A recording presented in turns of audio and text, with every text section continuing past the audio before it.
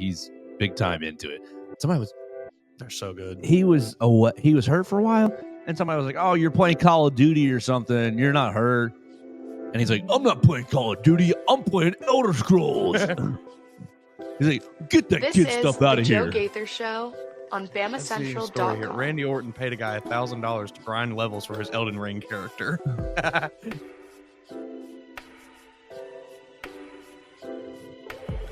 That's what I want to do. I want to find a rich guy. Yeah, I'll play video games as you. Elon. There's a market for it. That's weird. That is so weird. Yes. Hold on. I'll intro and we'll just roll into this. Because this is just weird. Good morning, Tuscaloosa, internet world. West Alabama, how we doing today on this Wednesday? It is the Joe Gaither Show on Bama Central, BamaCentral.com. Hanging out with you guys in the Derek Daniel State Farm Studios, a proud part of the Bama Central Broadcasting Network. You can find us on Spotify, Apple Podcast, Amazon. You can find us on the Bama Central YouTube channel, on the Bama Central Facebook page, on all my social media machines at Joe Gaither 6. We appreciate everybody who has subscribed, rated, reviewed the show on their favorite platforms. And everybody who put up with the nonsense yesterday. Not nonsense. We had a lot of fun with the Alpha Alexander Lincoln talking New Era Wrestling, talking about WrestleMania. We want to talk about football today. Night football topics. We got a lot more Alabama football topics to get into today. We want to re-suck in the audience just a little bit. Oh, the first thing that I need to get right out of the way is yesterday we said, 121 days? We messed up the countdown on Bama Central's roll call, excuse me. It is actually now 129 days. We were ahead of ourselves. We were excited. Don't hate us. Somebody messed up the count. I guess no one was checking over the last 7 days that the number wasn't looking right. I saw a media colleague put out a number yesterday, and I said, that's not the number I said on the show. Let's double check that. So 129 days until Alabama kicks off against Florida State. What do I want to do today? I want to talk about ESPN's matchup predictor. I want to talk about the playoff dates, actually, because we're going to have an entire postseason without a single Saturday day or night game. There's no postseason game scheduled on a Saturday. I find that unusual. Very strange. And when I want to talk about Madden Iamaleava and buyouts and contract buyouts, and I want to talk about Chad Baker-Mazara as it relates to that, and kind of what direction we're going in college athletics with the transfer portal. Because finally, the power brokers, the people with the money, seem like they are tired of the current dynamic, the current structure. So we're going to talk about all that. But Mason and I were stumbling into, you were telling me before we got started, we're video game heads. Randy Orton, wrestler, was paying someone $1,000 to play a game as him. To level up a character in a game for him, yeah. Why? I don't know. I do see both sides of this. I think it's a little dumb, yes, because the entire purpose of playing a video game is to play the video game and to do it yourself and to unlock things and do the achievements and whatever, at least in my opinion. That's why I play video games. Right.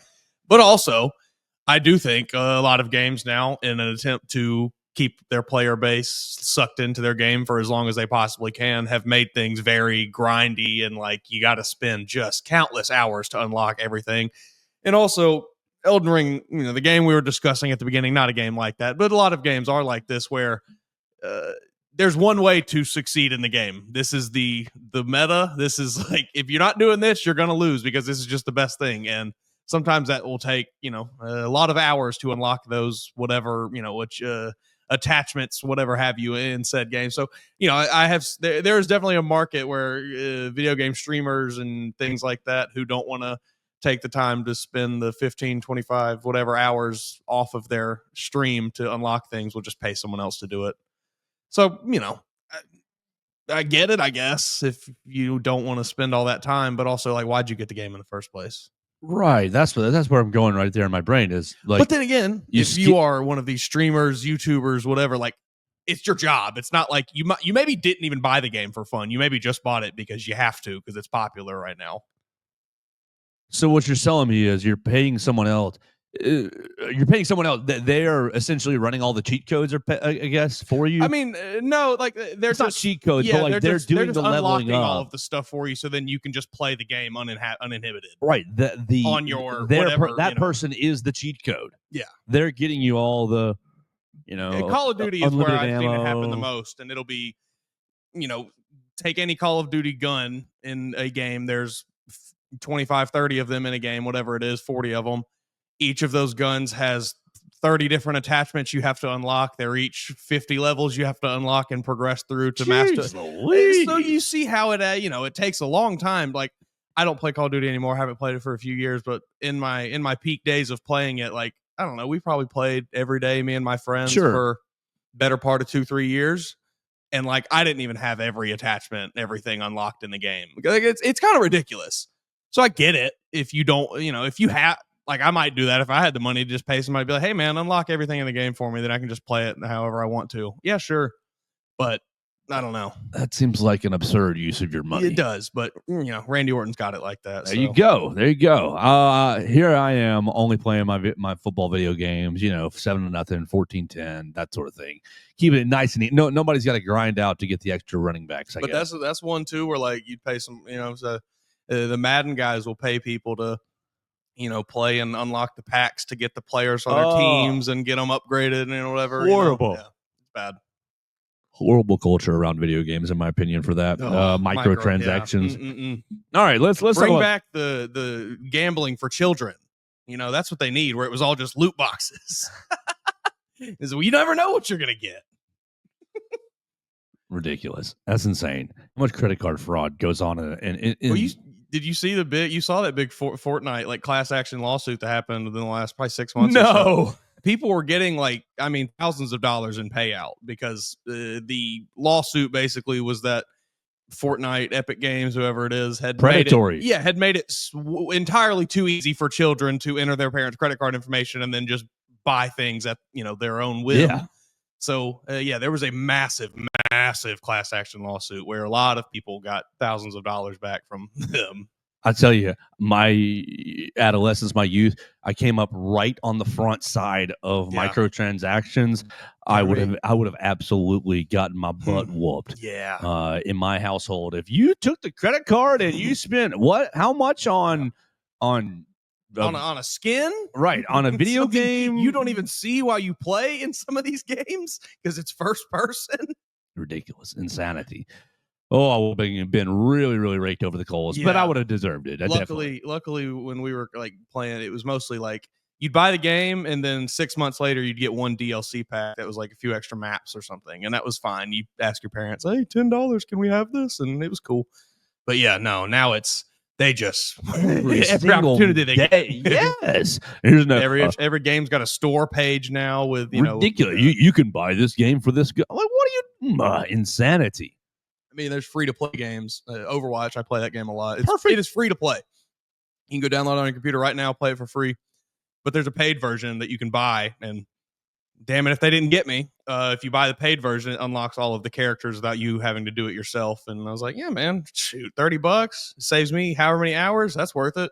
It wasn't worth it because I only play one character in the game that would have been unlocked otherwise. But they got my money. Ay. Well, we got to make this into a fun Wednesday, and let's do this by talking some football. Some football. That's some good stuff. What do you want to start with? Because I got a lot of interesting things on this tab to me. College football playoff dates, playoff predictions. Actually, why don't we start with Madden? Yeah. So what I'm reading about Madden Iamaleava. Will we ever have to say that name in the NFL? Will that name ever make it into the NFL? Will Madden or Nico ever become somebody that we're going to have to really, or will these guys' names just go down in the history books of bad NIL deals and transfer portal troubles and like how will we remember the Iamaleava family? I mean, how much do we think the NFL genuinely, truly cares about this kind of stuff? Because if they're good enough, like, who cares? At least in my opinion, that's kind of how the NFL views everything. It's if you got the talent, we could care less what you did off the field. But if you're good enough to play, you're good enough to play. So it's really just kind of up to Nico now and Madden here if they want to, if they want to play well at UCLA, they can certainly get themselves to the NFL. Most teams will not look at this as if you're good enough, they're not going to write you off because of this. So it sounds like Madden Iamaleava enrolls in Arkansas in January, and enrolls in school. Players enroll in schools, cash in NIL checks only to enter the portal. I'm reading this article from CBS Sports. It sounded like he enrolled in January, didn't get paid that much, but then got a check, maybe for finishing spring, perhaps, and then jumps in the transfer portal and goes to UCLA to be with brother, which I think probably didn't have much of a choice. I think Madden dad said, "Hey, your brother needs you to come to UCLA because we needed a sweetener for the deal to save his career. So you're transferring." And so now, okay, here we go. You got Hunter Yurichek. Where is this statement here? Hunter Yurichek goes crazy on social media the other day. Yurichek, internet personality. No, you're not an internet personality. You are the Arkansas athletic director. He ended up saying what? I've spoken with the leadership team at Arkansas Edge and expressed my support in their pursuit to enforce their rights under any agreement violated by our student athletes moving forward. We agreed Edge's investment in our student athletes and we appreciate Edge's investment in our student athletes and acknowledge the enforcement of these agreements is vital to our new world of college athletics. We look forward to continued dialogue with all parties in resolving these matters. Hey, man, it's cool. Get your NIL checks. Great. But fulfill your obligations. You did sign a deal. And if you leave, great. Go to the portal, fine. But shouldn't that just be snip, snip, snip, contract is over? We need a... You're in a messy territory. Go ahead. We need a bounty hunter for the SEC that goes and chases kids down that transferred to the Big Ten or Pac-12 and they get their money back. Nick, and that's Nick's new role. Yeah, maybe we bring Jeremy Pruitt out of the woodwork. That would be his job. Yes, he'd be all perfect. The disgrace coach. Yeah, we have a team of about 5 to 10 disgraced coaches. Houston Nut. And they're the bounty hunters. They go get the NIL funds back. Special advisor Tommy Tuberville. Oh man, Will Muschamp is definitely in this group. One. That's a good one. Yeah, I'm trying to think of some now. I'm struggling to even think of any. Come on, Steve Spurrier. Ooh, Steve Spurrier. The kids. You know, you remember the Steve Spurrier who with Jadeveon Clowney trying to make him run, that sort of stuff. Like, Well, I'll never forget. I don't know why this is so burned into my memory. I think it was just because for whatever reason, just right place, right time watching it. But this season when Pharaoh Cooper played for South Carolina, and every game, Steve Spurrier come off the sideline. Well, we got Pharaoh Cooper. Pharaoh. It was always Pharaoh Cooper. And it just really was the funniest thing to me, the way he pronounced that name. It's just Pharaoh, but it was Pharaoh Cooper. Good on you, Arkansas. Go get your money back. Philip Fulmer's in this group too. Oh, that's a good one. Yeah. Philip Fulmer's like, we can't let that fat bastard get out of the conference with all our money. Brian Harsin? No. Brian Harsin tried to apply for it, and the guy said no. Brian Harsin put his application in for the SEC coach. Quickly slotted to the no pile. The former coaches enforcement committee, and they were like, "You coached in the league? No, I don't remember that." Hugh Freeze. They saw Hugh Freeze's application. They were like, "Coach, you're already coaching. You can't join." He's like, wait, but I want to make sure we get our money back. Oh, this is the right move for Arkansas. I don't know how this is going to work. Like this is the right move for everyone. It's nasty. It's dirty. This is going to get really hectic. It seems if schools are forced to go after these players themselves and take legal action against them to get their money back or to enforce their contracts or whatever it is, that's going to get really ugly. If schools are having to do that themselves, because every school is going to do it a little differently. Every school is going to have their own plan of attack. Yeah.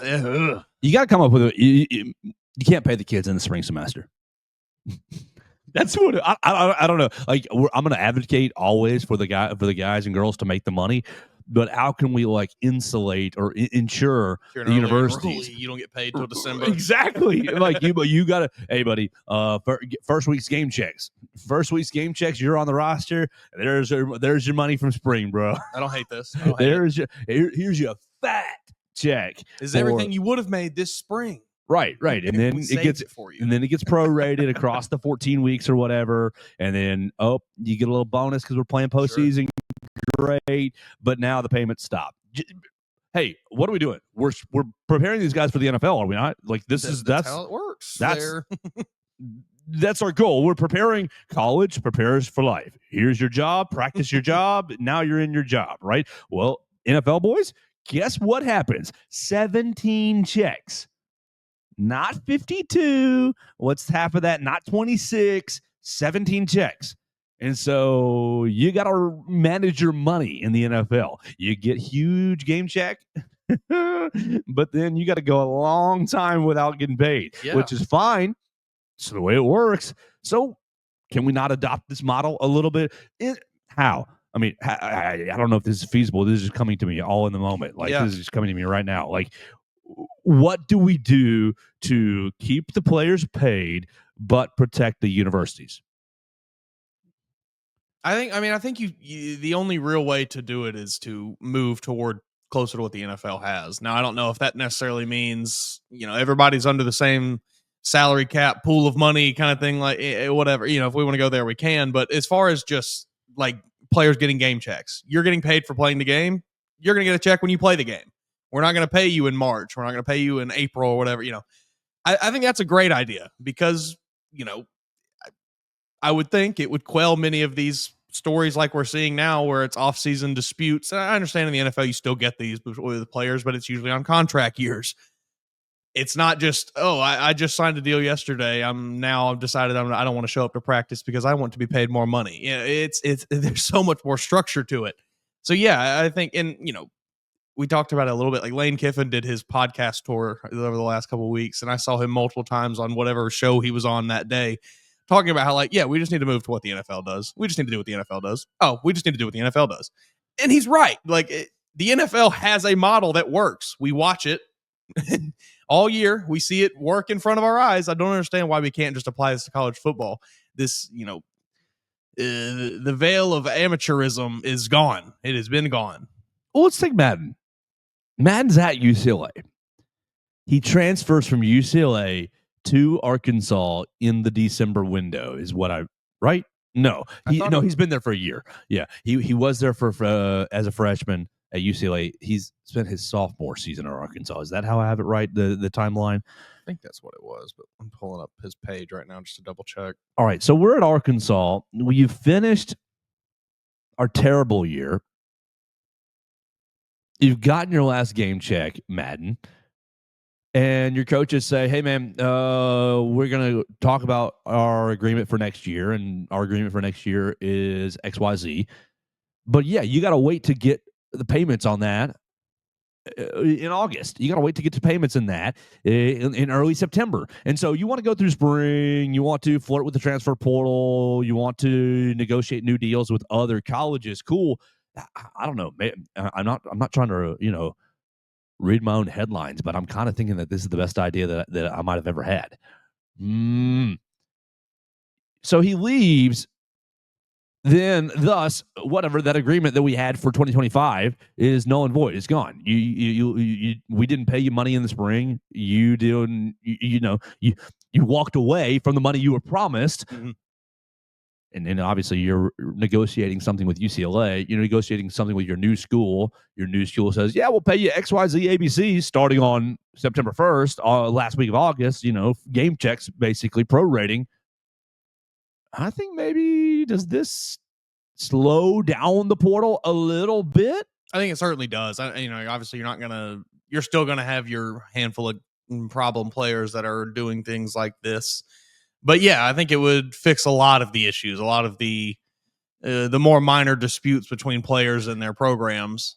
All right, I know I got a lot of great loyal listeners and a lot of smart listeners. So what am I missing from this angle? What's the hole? So come poke holes in this angle. Because look, this is how the NFL teams do it. This is how their league is structured. You get your massive, stupid money contract, but it gets prorated over 17 weeks, and you get bonus checks for playoffs that are not kind of really included in the contract. Those are, hey, this game is worth $180,000 if you win, and I think it's like 60 something if you lose. So here's what it is. It's all, everybody's making the same money. I guess the next step would just be, or what's the pay scale look like? What are we paying quarterbacks? What are we paying receivers? I think that can still be variable to the universities. Is this going to be each player and their agent and their team is negotiating a deal with this program, and that'll be what it comes to, or a program's going to say, hey, this is what we pay players. You can come here and get this money, or you can't. Whatever. The problem is you have no one to enforce any sort of structure. So you could have, 130 D1 teams, 131, 132 Division I teams. You could have them all say, yeah, we're going to agree to this pay date structure. But as soon as little Billy gets upset, we're going to slip him $100. Yeah. Like, the enforcement is the issue. And it always has been the issue. It's been the issue in the NCAA. I mean, $100 handshakes in the 70s and 80s and 90s, like whatever. And I'm not trying about that, but like, we're not idiots. Like, we know what happens. The enforcement is the issue. A lot easier to keep track of 32 teams than it is 130. Oh, goodness gracious. Especially when the 32 teams, of course, they're all competitive. Sure. And they're all looking for competitive edges.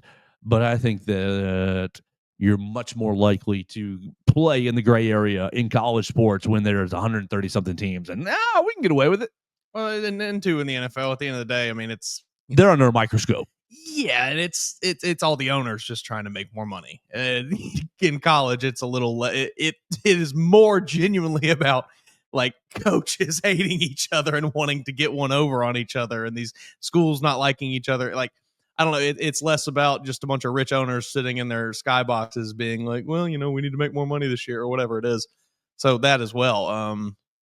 The issue is you're going to get a lot of sentimental, well, mama's light bill is out, Well, we paid you $100,000 a game last year, buddy. So right. Tough. This is the lesson. This is the lesson here. Like, everybody talked about, going back, you can remember this, when NIL was first getting implemented and people were crying about these kids making all this money, and what was my argument? Buddy, we are preparing them for their next job, which is the NFL, and they will make exorbitantly more money. So we got to give them a little bit to practice with, give them a little bit of cheddar to, manage this. We'll figure this out. I'm sorry, I'm trying to look for a hole in my idea. I'm really trying to look for a hole in my thought here, because I think that this is the way. But the problem is you're not going to get contracts. Are we just doing 1-year deals with players? Yeah, of course. You play up every offseason. Hey, Mason, you're in the class of 2026. You're a hot shot, bro. We need you. We'll offer you XYZ ABC. You want to take it? Great. Payment start in September. And then in December, when the bowl game's over or national title game, and you want to come into my office and say, hey, coach, how did I do? And we draw up a number and we say payment start in September. Save your money. Like, you want to go shop a new deal? This is the number we got. And if you're not going to get a dime of this till September. You can go shop a new deal in the spring semester if you want to, but we're not on the hook for any of this money. Yeah. I'm trying to find. You got to protect both sides here a little bit. The kids got to make their money, but the investments, the colleges, you cannot have what's happened with the Iamaleavas. You cannot. I think that you cannot have what happened. The rumors of what's happened with Chad Baker-Mazara. You cannot have it. Yeah, and I think that plan does a good job in kind of providing insurance for both sides. I do think we would still see a lot of players who in that spring, when their contract is time to re-up, it's going to be, well, I'm going to go talk to all these schools and I'm going to hit the transfer portal and go see what my options are. You're still going to see a lot of that probably. Okay, fine. But you still see fine.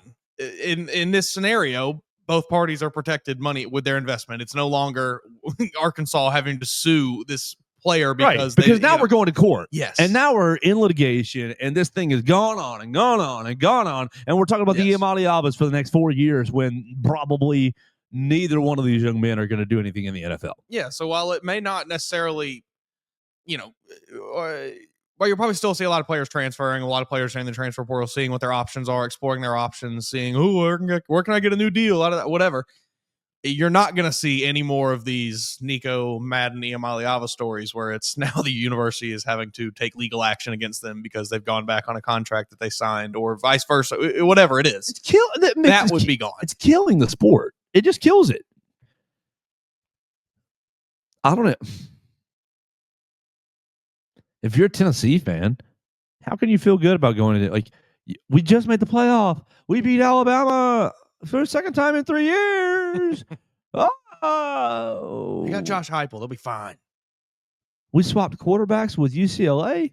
Joe Yag from App State. This young joker played at Appalachian State. He was pretty good there, though. Okay. And now, but you know what's going to end up happening? 8 months from now, when Tennessee's gone 6-7. We gotta fire Josh Heupel. We gotta fire Josh Heupel. He didn't make any in-game adjustments all season. Right. It's like, dude, like there's no such thing as sense. There's no such thing as fully thinking about things. So Josh Heupel, if you're a Tennessee fan, you've spent the last 2 weeks saying, yeah, Josh, you showed them. Yeah, we stuck it to them, even though we invited this problem. But we stuck it to them. And will you remember this in December? when George McIntyre, right? George? When you're clamoring to have your true freshman start. Right. George is getting crushed. 6'12" George McIntyre, 112 pounds, is getting crushed. His whippy arm. I mean, it does look like a whip. Sure. But he's broken on the ground in Neyland Stadium. Yeah. And you're like, will you give Josh Heupel, will you give him grace and say, well, he just got screwed over by a greedy family. I do not believe that the volunteer faithful will be doing that. No. If DeBoer is up in that rear end, they're going to lose their mind. I'm looking here at Madden Iamaleava's 247 page. Not worth a dime. We have a commitment May 25, 2024 UCLA. Decommitment December 2024 from UCLA. Commitment to Arkansas the following day. Signs with Arkansas, enrolls at Arkansas in January of 2025. April 2025, back in the transfer portal at UCLA again. Oh, so he's not even done a freshman. Not even done a freshman year at Arkansas, it would appear. Signed in December of 2024, enrolled in January of this year, and has left. So, yes, you enroll, because that's what I read, is that didn't get NIL checks, got NIL checks, then bounced. It's you enroll in January. Expect to be paid immediately, I guess. Wild. Which I know, like, I am an advocate for the freshmen getting paid because they already do have value. You wouldn't want them you wouldn't want them if they didn't have value. They've already created the value for themselves. But brother, we will pay you in September. This money, we'll prorate it across the year. Yep. And we'll name the number. I don't care. You can make it as ridiculous as you want, but you got to protect the institutions. Because otherwise, why do they want to keep paying the kids? I mean, this is... why would you want to keep paying you? Oh, I paid Mason Woods. He worked for me for a couple days, then went to another radio show. Oh, great. Well, then I guess I don't want to pay my next co-host. Like, what? This is like part of, in the early days of the NIL and everything, when everybody was, oh, this is ruining the game. This was like my argument of like then was just give it time, everybody. These investors, these billionaires, these millionaires, they will get sick of paying kids and not getting anything out of it. And we're finally seeing it a little bit now. They're starting to get sick of paying kids and getting nothing out of it. It took a little longer than I thought it would. I won't lie to you, but hey, we're finally starting to get there.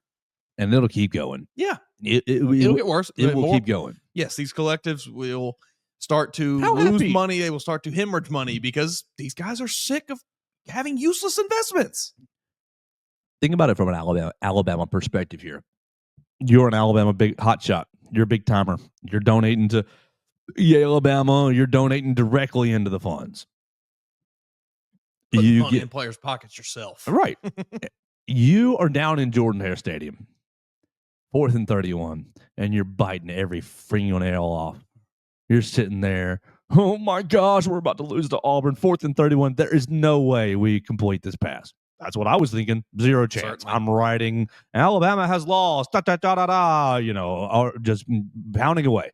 Low came up short, never couldn't get it done. Jalen Milroe back, holding, waiting. Oh, there's one. I'll fire that bad boy. Zing! Holy bleep, he caught it.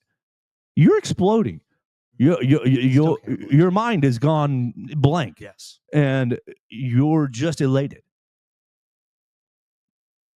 10, 20 minutes later, you have come down and you're thinking, whatever those jokers want, I'll pay them. My money, yes, thank you. Great effort. Good job. And who is the one that asked for a raise? It's Isaiah Bond. The one you're already paying a lot. Okay, Isaiah. Great play. You nice earned catch. it. You earned it. You slided through. You give him his raise. And then the next week happens. You're in Atlanta. It's 4th and 8, right? 4th and 6, something like that towards the end of the first half. Huge play in the momentum of the game to beat Georgia. You can talk about the refs blew it. He dropped the ball. I don't care. Whatever. Isaiah Bond comes up with a catch. Another really nice timely catch. Important. Comes back in for another raise. And you're, hey, buddy, did not just give. What are we negotiating for? Hey, where's the level? I scored 20 points last night. I scored 20 points again last night. I scored 20 points again last night. It's like, isn't that what the contract? Whatever the money that they agreed to with Mark, and look, I don't even want to say Mark's name because I don't think that anything bad with him. Yeah. But like, they agreed to that at the onset of the year. And so every time that Mark scored his 20 points and had his big nights, I think it was just, yeah, man, great stuff. Go get your cheeseburger. We'll make sure the check clears. Like, it's all good. Like, where does it bind? Where does it bind of, hey, I threw for 300 yards, give me a raise? And it's got to be agents in these kids' heads, I think. Got to be. Yes. Because, like, it just, who is, the idea that just this notion that, like, oh, man, I made a play, I should get a raise. Like, that's not how life works. That's not how any of this works. It's just so insane that, I don't know, it feels, and it is very just this entitled, very, like, self-indulgent kind of way to think, I believe, of just, I'm going to come back to you every time I make a play looking for a raise. It's like, well, I paid you in the first place to make that play. I didn't, that was actually what you got paid to do. So I'm not going to give you any more money for doing your job. It's just ridiculous. Yeah, I don't know. I don't know where the issue begins, but it certainly feels like agents have a lot to do with it because they are constantly putting bad ideas in many of these players' heads of, oh, they don't respect you. They're not giving you enough money. Oh, you deserve more money. You could go get more money than that.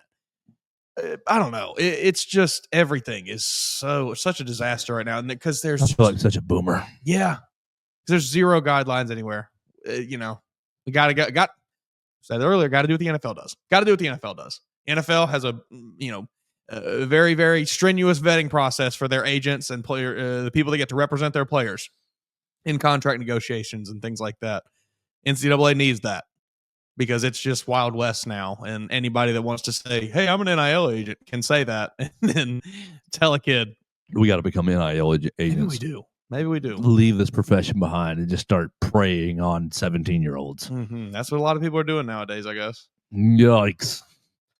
All right, Mason Woods, let's shift gears a little bit. Warren Tire and Auto, they have been a Tuscaloosa and University of Alabama staple since 1961.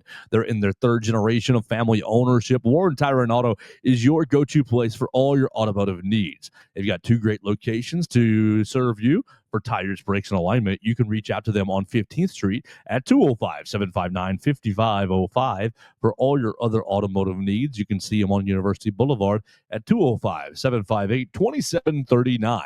That's Warren Tire and Auto, your go-to place for all your automotive needs in the Tuscaloosa and West Alabama area. As we keep going, I want to give a shout out to our man Dax. Dax hasn't hit us on the voicemail in a couple of days, and that is A-OK. He reached out and said, going through a couple of little things, dealing with a couple things. I'll be back. I'll call back here soon. Great. Dax, we just want you to know we're thinking about you. Keep going. You're doing great. Keep going, and we'll catch back up with you again soon. You guys call in on the voicemail line at 205-462-7340, extension 800. On the Facebook side of things, Everett Osmer asks, do y'all ever meet your fans? We did meet Dex at New Era Wrestling 4 weeks ago, something in that range. I will meet our fans pretty much anytime when I'm out and about, but I like to stay at home when I can. I'm a homebody. We can work on that. Ooh, Mason, big rain behind you. Oh, good times. Awesome. So I hope everybody is nice and safe on the road today. Make sure your tires are looking right. Warren Tire can make sure that you are riding around on good tires. And, of course, with the rain, we want to remind you to make sure you are properly insured driving around in Tuscaloosa. If you're not, or if you don't even know, you need to call Derek Daniel and find out what your insurance is doing with your current policy and how Derek Daniel can save you money with a better policy. Call Derek and his team at 205-758-3391. All right, so what do we want to shift gears to? I want to shift gears to Bill Connolly. Bill Connolly, ESPN, S&P's algorithm, ESPN's kind of analytical page has predicted the college football playoffs for the 2025 season and has the Crimson Tide as the top-ranked team in the SEC to go. The number 2 ranked team overall. Does he say who the quarterback is? No, not in this article. Maybe I need to let's see. Yeah, click the actual ESPN article. Yeah, perfect. Oh, great. Not this aggregator, Joe. Come on, buddy. Of course, it's ESPN Plus. You're better. Yeah, but I have the ESPN Plus, so we're all good. It's got to log into my cable package to make sure that I have the ESPN Plus. Thank you, ESPN. Yes, I have it. Load. The quarterback? It's Ty Simpson, bro. Let's see. Okay, here we go. Returning production, recent recruiting, recent history are the 3 factors here. Number 1, Ohio State. No, it doesn't have any details. Number 1, Ohio State. Number 2, Alabama. 3, Penn State. 4, Georgia. 5, Notre Dame. 6, Oregon. 7, Texas. 8, Tennessee. 9, Ole Miss. 10, LSU. 11, Clemson. And 12, Texas A&M. Where did Ty Simpson stack among the SEC quarterback-wise? SEC's got some good quarterbacks. I guess Nico's gone now, so that's one less. But he was better than Nico. Come on now, wasn't he? Just because Nico was on the field doesn't make him better. I'd probably still take Nico's ceiling over Ty Simpson. Okay. Yeah, you're asking me this, and my mind goes, "Who's playing quarterback in the SEC?" Yeah, DJ Lagway goes. DJ Lagway. Go ahead. Lenore Sellers. Yeah, no. You're not putting Lenore Sellers over him. Yeah, that's no. I'm going. These guys are better. Yes, yeah. Okay. Arch Manning, Garrett Nussmeier. I'm not hearing an argument on Garrett Nussmeier. Yeah. Diego Pavia. Taylon Green. Taylon Green looked good last year. Jackson Arnold doesn't excite me. Blake Shapen doesn't excite me. Marcel Reed looked good in spurts last year. We're getting down the list here now. We're at 11. Gunnar Stockton, which I don't know that Gunnar Stockton. So I've got 3 quarterbacks better, like definitively better. Mm-hmm. So he's in that upper echelon then. National title, baby. National title or bust. It's Mac Jones. It's Mac Jones season. Might be. It might just be. I don't know that. I don't know that they've got that offensive line this year. Winning the SEC title per Bill Connolly seems like not impossible by any means, but just seems like that would be a huge step up. It would be. That would be quite the accomplishment. And maybe I'm wrong. I could have been a lot. I believe the SEC is going to be very strong this year. It's top there. Yeah, Texas isn't going anywhere. Georgia's not going anywhere. I think South Carolina is going to be pretty dang good this year. I think Florida's going to be pretty good this year. LSU probably going to have a bounce back year, I would imagine. Texas A&M, I can't imagine would be bad. I mean, I think your bottom feeders will still be your bottom feeders. Your Mississippi States, your Vanderbilts, your Kentuckys, Auburn. But I think Tennessee. I think up at the top and in that kind of top middle tier, kind of that not necessarily the elite tier, but right under. There's going to be a lot of really good football teams in there. The top 7 or so teams in the SEC. So, do you think these Alabama fans expect to make the playoff? I think they absolutely expect to make the playoff. Is that fair or unfair? No, I think that's fair. Because I think it kind of is too. I think it's pretty fair. Last year that was kind of the expectation, and I thought might be a little bit of a stretch. With the 12 team, I understood it a bit, being so much easier to get in. I kind of got it, but yeah, I'm with you. I thought expecting a playoff berth was maybe a little bit of wishful thinking last year, but this year, I think that's valid. I think you should. We firing Coach DeBoer if he doesn't make it. No, wouldn't go that far. Forks. Now his job will be. People will want that. Torches and forks and pitchforks. You will see a mutiny outside of outside of the Malmore Athletic Facility. Now, won't be a single player in that group of people.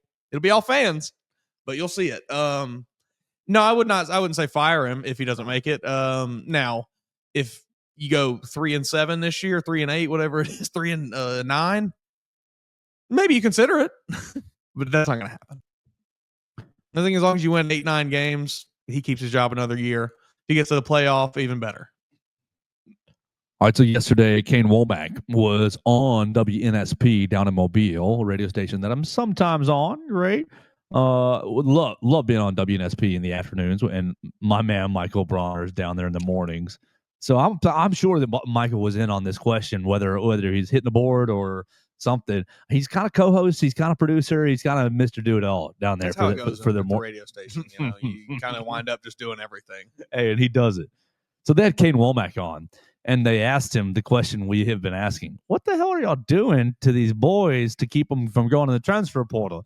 Now, not in that silly way, but basically, yeah. Why isn't anybody going to the transfer portal? His quote is, "I think head coach Kalen DeBoer does a tremendous job. He's very proactive. He's very engaging. He's very relational with people. I think he certainly understands the business side of this game, but he also keeps the main thing the main thing. People think you either got to go get yours or you can sacrifice for the team. The truth is, high tides raise all boats. For us, keeping this mindset for the players, everybody wants our starters, but they want our twos. They want our threes as well. And I think Kalen's done a really tremendous job of managing that to getting these guys to buy into this team and how that helps them as individuals." That's good. That's good stuff right there. That's good stuff. That's some good. Yeah, that's good soundbite. Yeah. Juice me up, Kane. Give me more. One of the really interesting things I think in that quote, the what was it that he said about keeping the first things first? Is that something like that? Something to that effect? He's very engaged. He's very relational with the people. I think he certainly understands the business side of the game, but he also keeps the main thing the main thing. I think that's lost a little bit among some college football fans who think that, who are upset with the NIL and everything, is that I do think at the end of the day, the best players in college football are the ones that are still focused on football. They are the ones, those are the players you want on your team. Those are the players that are going to be the best. And there's still a lot of those players. The majority of players out there still are worried or are focused on football. We see the examples. It's pretty obvious to us, the players that get focused on money and transfer here and there and everywhere. It's obvious what happens to a lot of those players. Now, sure, some of them are just good enough to overcome any bit of adversity because they're just that talented, but not many of them are. So I think that's a big thing, is that for many of these players, it is still just about playing football and getting to the NFL and playing with their guys and playing for national championship. Money is kind of just an extra cool thing that happens. It seems like Kalen DeBoer has really figured that out. I think money becomes a focus when your culture is just not very strong. Now, of course, that's a little rose-colored glasses. Oh, of course, Alabama's culture is so strong. But I think there's some truth to it. I think that Coach DeBoer in, 14 months, right? 13, 14 months. I think in this very short period of time, he has made the players feel one thing is true. this man cares about me and my well-being. Whether that means I'm a starter or cares about me going to class or my mama or my child. I think Coach DeBoer's soft skills are very, very, very, very good. It certainly Very seems good. that way. And understanding motivational, I guess, not tactics, but what drives the players? Yeah, what makes these players tick? I think seems like he's doing a really good job of getting very personal with them and like truly learning what motivates them instead of just being like, well, this is the way I motivate you. Right. And hey, like aren't you motivated by this $100,000, Billy? Okay. I think Billy's really into raising his son that he had maybe too early, or Billy, whatever the case may be. Just everybody's got something. I think Coach DeBoer is really strong, and I'm really, really, really impressed. Here we are on the 23rd. The portal closes on Friday. And again, I guess I'm still in the camp that I'm expecting 1 to 5 players to go in by Friday. But boy, just. This is a peace of mind that I think Alabama fans need to really, really take hold of and appreciate. Call your Auburn fan. Call your Georgia fan friend. Call your Tennessee fan friend. I know they're not your friends, but call them. Pick any fan base university call them. Any one of them. Ask them how their parents' portal season's going. Call Oklahoma. You think the Oklahoma fan was real happy to see that 5-star defensive lineman go in the portal, be there for a day and a half, and then come back out? What do you think that cost Oklahoma? Oh, just put your thinking cap on. What do you think that cost Brent Venables? Whatever it cost, you didn't have to pay it, Alabama fans. Yeah. I just think that is in a day and age where everything is changing and there is no foundation and you can't count on anything. I think that this is becoming a very, very big win for the Crimson Tide program. Yeah, I don't think it can. We can't say enough how big this is, how unheard of something like this is in this current landscape of college football. Like, it is completely unfathomable to me that you can go through a transfer portal period without having your roster change right now. And that seemingly is what's going to happen for Alabama. Now, like I said, we got a couple days still, but if you're not in it now, what are you doing? You know, the market's drying up with every passing second. So I would think that, but I would assume, and if you're not in the portal, you're not going in the portal. So it's just crazy. Yes, Bama fans, this is massive win. This is the most you really grasp. This is the most insane thing that has happened since Kalen DeBoer took over here. Like, it's unheard of. All right, last thing for us today on a Wednesday, hanging out with us in the Derek Daniels State Farm Studios. Appreciate everybody who's watching us on the Bama Central YouTube channel, on the Bama Central Facebook page, on my own social media machines at Joe Gaither 6, and listening to us on your favorite podcast platform. Yesterday, the College Football Playoff Committee, the College Football Playoff powers that be, announced dates and times for this next year's College Football Playoff. That is fine. No, nothing that unusual, but I just don't like it. I don't like this. And maybe it's because it says Wednesday, Thursday, Friday, Monday, and my sport is played on a Saturday, mostly. And I get we've been dealing with Monday championship games forever, and that's probably never going to change. I'll never like it. The TV executives, yeah, they've got that math figured out. But here we go. All right, Wednesday, December 31st, Cotton Bowl, 7:30, 6:30 for us. Then we wake up, playoff game at 11 a.m. on January 1. Orange Bowl at 11 a.m. I'm not a big fan of going playoff at 11, playoff at 3, Rose Bowl at 3, and Sugar Bowl at 7. No, why can we not have 2 and 2? I just don't understand it. Why can we not do it's New Year's Thursday, Eve. Friday instead of a Wednesday, Thursday and make it 2 and 2? Well, it's New Year's Eve, so I don't have an issue with this round being Wednesday, Thursday because it's New Year's Eve. We're all off work. This is true. and nobody's really working New Year's Day, barely. I mean, some of you are, and I'm sorry, and I don't mean to exclude you. Thank you for your service. But I hate the 1 and 3. Yeah, we're starting at one. We're starting early. That early? We're gonna wait. I mean, great. We're all gonna be up at that time, anyways. Wait, we can't do it at 4 on the 31st, and then at 6:30. And maybe it's a hot take, but yeah, I'm not a big fan of like waking up and immediately having to lock into football mode, basically. Because I mean, obviously, I'm not going to be waking up. I wake up a little earlier than noon or 11, but that's not that far removed from me waking up on a day where I'm expecting to just sit down and kind of leisure around and watch football like New Year's Day would be. So yeah, no, I like having give me my morning and like to mid afternoon to hang out, do some stuff, and then I can lock into football, 3 o'clock and on. I hate I've never been an 11 a.m. guy. I just will never like the 11 a.m. kick in anything. So we're playing. This is messed up to me, at least.